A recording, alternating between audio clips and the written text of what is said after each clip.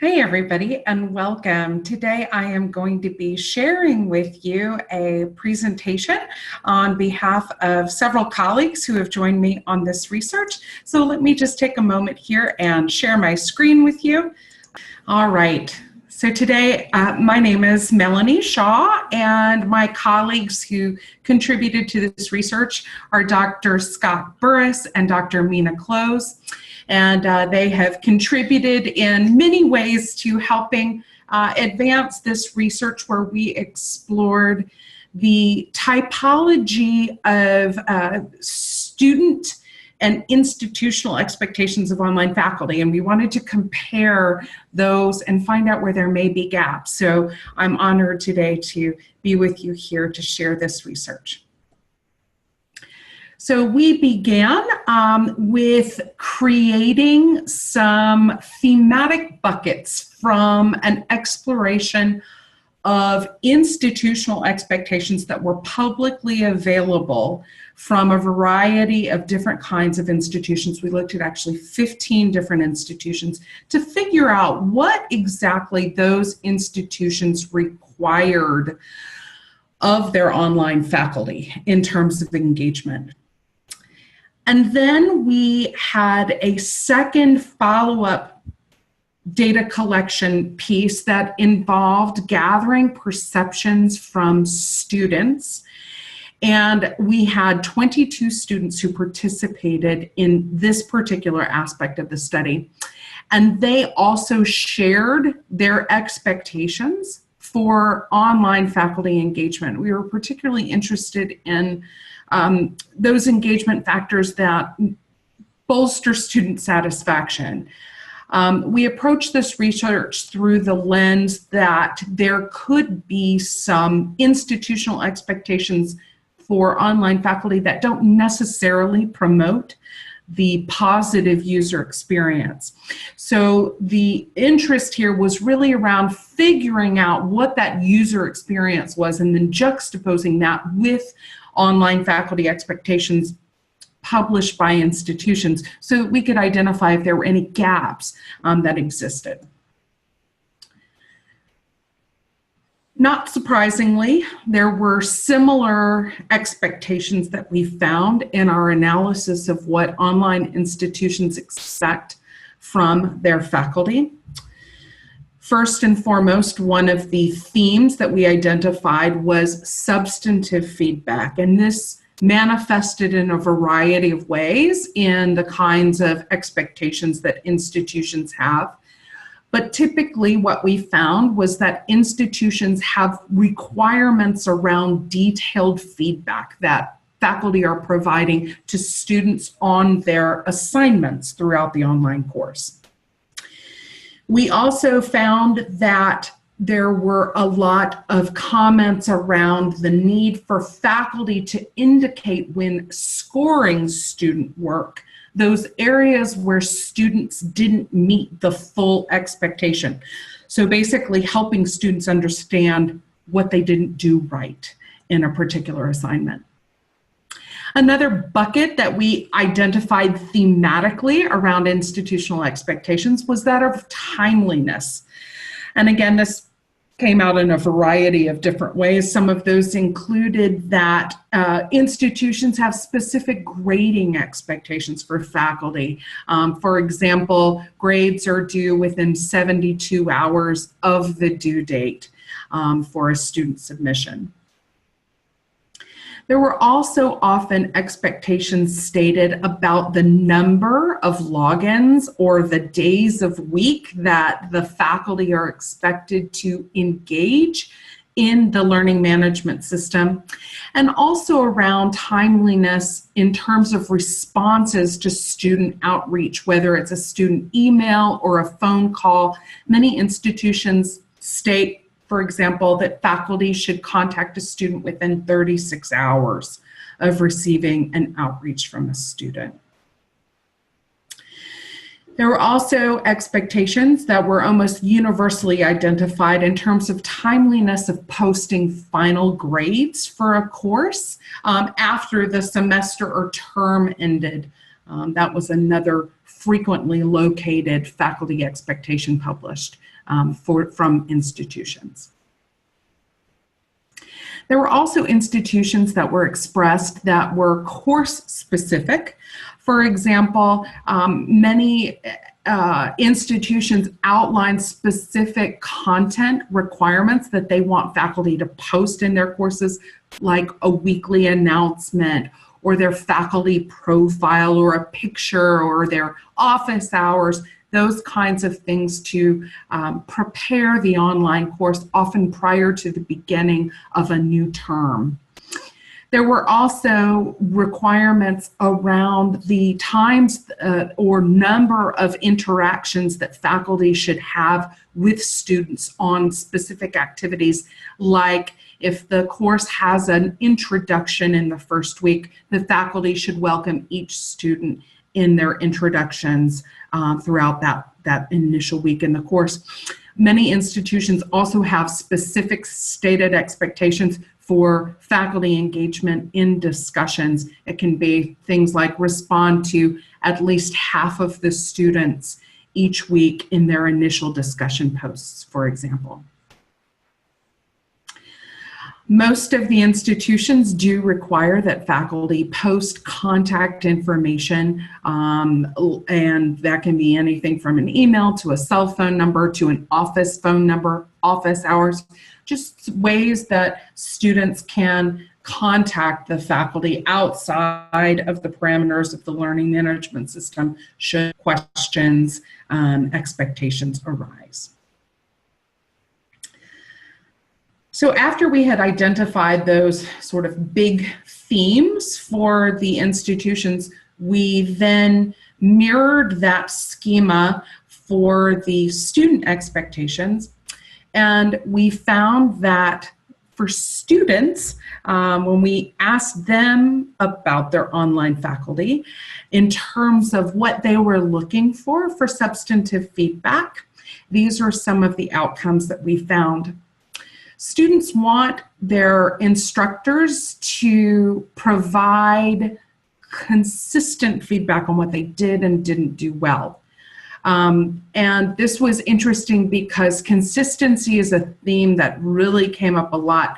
Students seem to feel like we don't have a lot of standardization as faculty, and that what one faculty expects, another faculty may expect something entirely different and maybe even contradictory.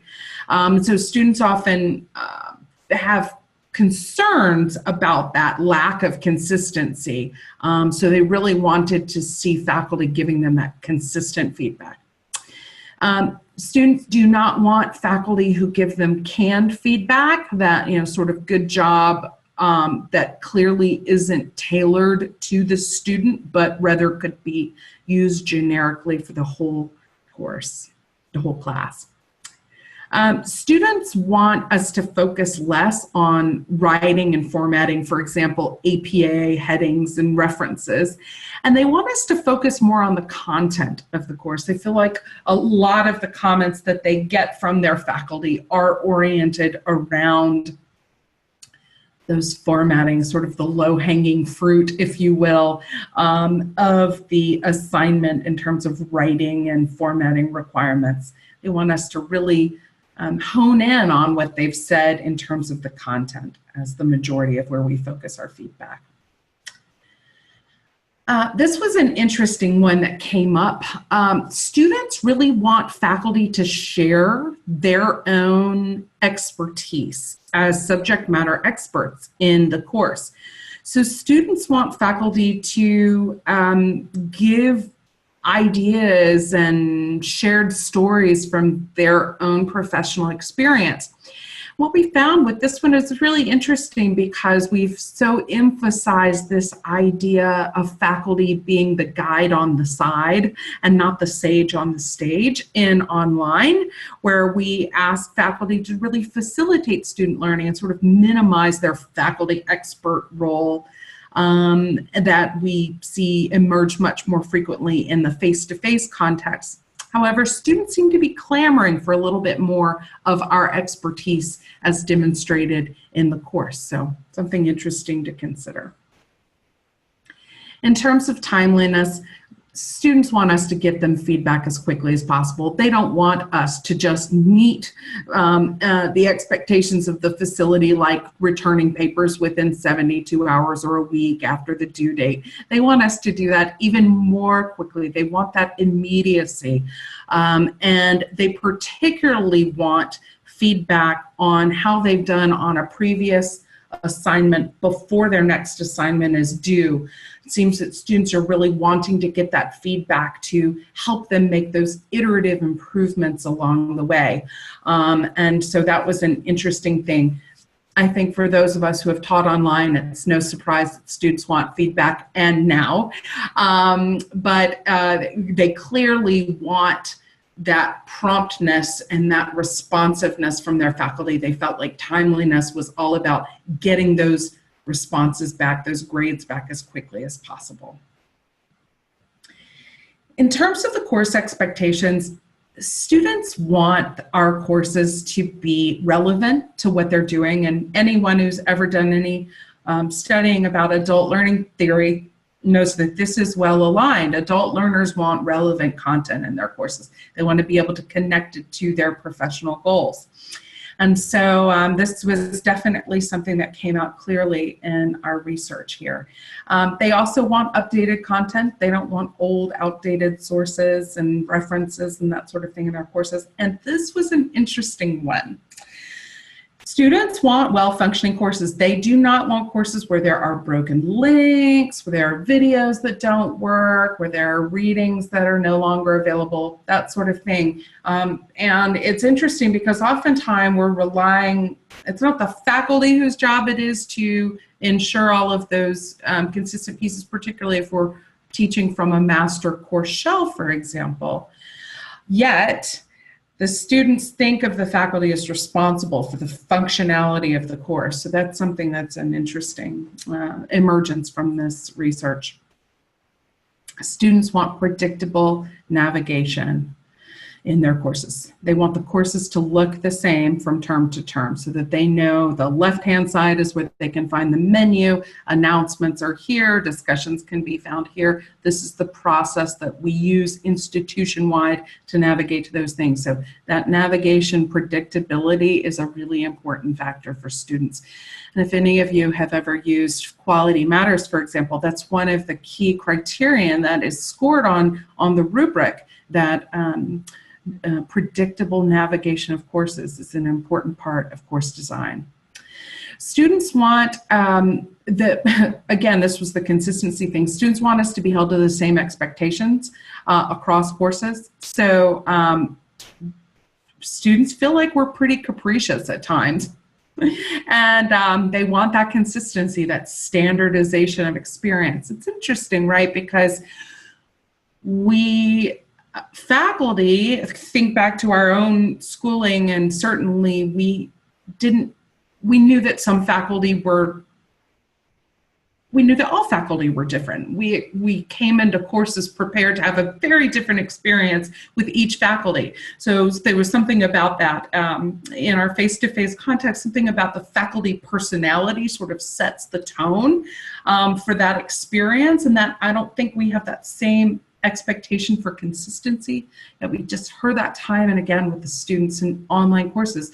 And it may be because that we're sort of stripped of our personality, of our individualism in this sort of static environment. So students don't welcome that diversity of teaching as much in the online setting. They really do want us to be very consistent and standardized. So it's interesting finding. I'm not quite sure what to do with that, but it's a good point for continued research. Students want us to help them. They want us to answer questions. They want us to guide them regarding content in the course. That was an important part of student satisfaction, and not one that was well captured in what institutions expect from their faculty. So when we juxtapose these two things, right, what institutions want and what students want, students win. We're here because students are here. Our job is to serve the student and to ensure, to the extent possible, that we give them a robust and meaningful learning experience. And so it's important that we consider how we may not be stating expectations for faculty in a way that captures some of this important information and practice that students want. So when we distill it down, right, we know that students want this consistency. So how do we get at that? What do we do? You know, what kinds of policies do we need? What kinds of formatting do we need in our courses, sort of course shell things that we can have that consistent, predictable thing in terms of grading? Is there a way that we can create rubrics that will better standardize the experience of faculty expectations on assignments? I don't know. I mean, those are some things to think about, but consistency was a theme that we heard again and again from these participants. And so we need to be thoughtful about the ways that we can build greater consistency. Students clearly want access to their faculty, and they want us to be grading promptly. They want us to be responding to their questions promptly. They want us to engage, demonstrate our own faculty presence in the course. So what are some of the ways that we can create that presence, create that engagement, knowing that we're human and we can't possibly grade a class of 25 and have their papers back in, you know, an hour after the due date? What are some ways we might can automate some of that, maybe create some self-assessed items or self-graded items so that students are getting a blend of more prompt feedback and then can feel more comfortable waiting longer for the pieces that take faculty longer to evaluate. That's a consideration. So what are some of those ways that we can build better immediacy and presence? Also, we need to think about the ownership of the course and who owns the content. If students are expecting us as faculty to have working links and updated content and demonstrating our expertise, can we do that in a model where there is a master course shell? Are there ways to tailor content so that there is the sort of individual fingerprint of the faculty while ensuring the consistency and standardization that students want? It's a lot to ask, it's a lot to think about, but I think these are the important growing edges that we as online faculty and administrators need to consider as we think about the future of this world of online learning. So that is all I have for you. I appreciate your time and attention. And if you have any questions, I would like to invite you to reach out to me at any point. My name again is Dr. Melanie Shaw, and you can reach me at melshaw3@gmail.com. Because we're in the middle of the Rockies-Ashford transition, I don't yet know what my new Ashford email will be. So just in case, probably the melshaw3@gmail.com is the best way to contact me. I look forward to engaging in this conversation with you all and hope that you'll continue this important area of research. It impacts us all and it matters, that user experience. We need to be attending to that to ensure that our students are getting the best. Thank you so much for your attention and time. Have a wonderful rest of the day. Bye-bye.